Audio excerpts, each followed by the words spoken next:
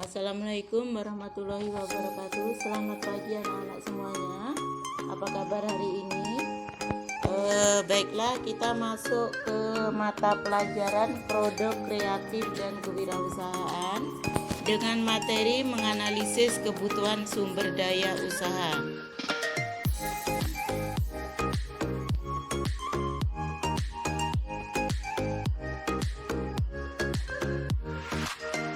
Kita masuki yaitu kompetensi dasar 3.4, yaitu menganalisis kebutuhan sumber daya usaha. 4.4 membuat perencanaan kebutuhan sumber daya usaha. Tujuan dari pembelajaran ini yang pertama yaitu setelah mengkaji berbagai sumber belajar melalui pendekatan saintifik dan metode e-learning, peserta didik diharapkan mampu menjelaskan pengertian sumber daya, menjelaskan unsur-unsur perencanaan sumber daya usaha, mengidentifikasi manfaat sumber daya usaha, menganalisis kebutuhan sumber daya usaha, merancang kebutuhan sumber daya usaha, membuat perencanaan kebutuhan sumber daya usaha dengan baik, rasa ingin tahu, tanggung jawab, disiplin selama proses pembelajaran dengan bersikap jujur, percaya diri, dan pantang menyerah, serta memiliki sikap responsif, berpikir keras dan proaktif, kreatif, serta mampu berkomunikasi dan bekerja sama dengan baik.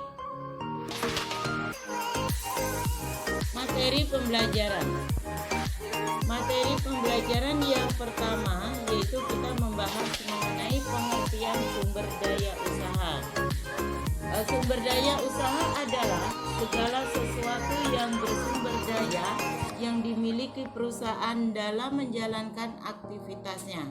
Sumber daya merupakan kebutuhan untuk menghasilkan produk atau jasa yang kemudian dapat diperjualbelikan oleh sebuah usaha.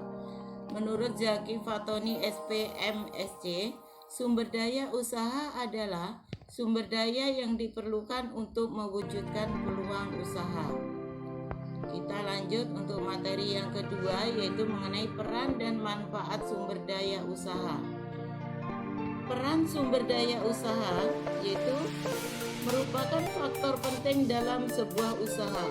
Dengan perencanaan sumber usaha yang baik dapat berdampak pada meningkatnya performa usaha. Adapun sumber daya yang dimaksud mencakup baik sumber daya manusia maupun non-manusia seperti bangunan, mesin, peralatan. Sumber daya usaha memiliki peran berbagai penggerak jalannya roda usaha. Dengan adanya sumber daya usaha dibalut dengan kemampuan dan skill dari sumber daya manusia yang menjalankannya, maka sumber daya usaha dapat menjadi alat perusahaan untuk mendapatkan keuntungan. Manfaat sumber daya usaha. Yang pertama, untuk mengetahui inventaris sumber daya usaha yang dimiliki dan dibutuhkan. Dua, penggunaan seluruh sumber daya usaha yang ada dapat digunakan secara optimal. Yang ketiga, unit usaha terkait dapat mengetahui kondisi sumber daya mereka, baik keunggulan maupun kelemahannya. Yang keempat, menganalisis kebutuhan sumber daya usaha. Yang materi ketiga mengenai jenis-jenis sumber daya usaha.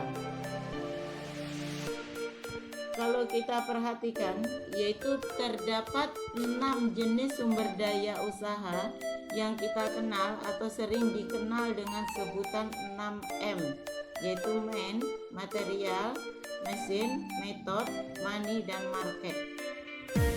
Baiklah, kita akan membahas mengenai yang pertama man. Man adalah manusia. Dalam pendekatan ekonomi, sumber daya manusia adalah salah satu faktor produksi selain tanah, modal, dan keterampilan. Jenis usaha usaha yang kedua adalah money atau uang. Money atau uang merupakan salah satu unsur yang tidak dapat diabaikan.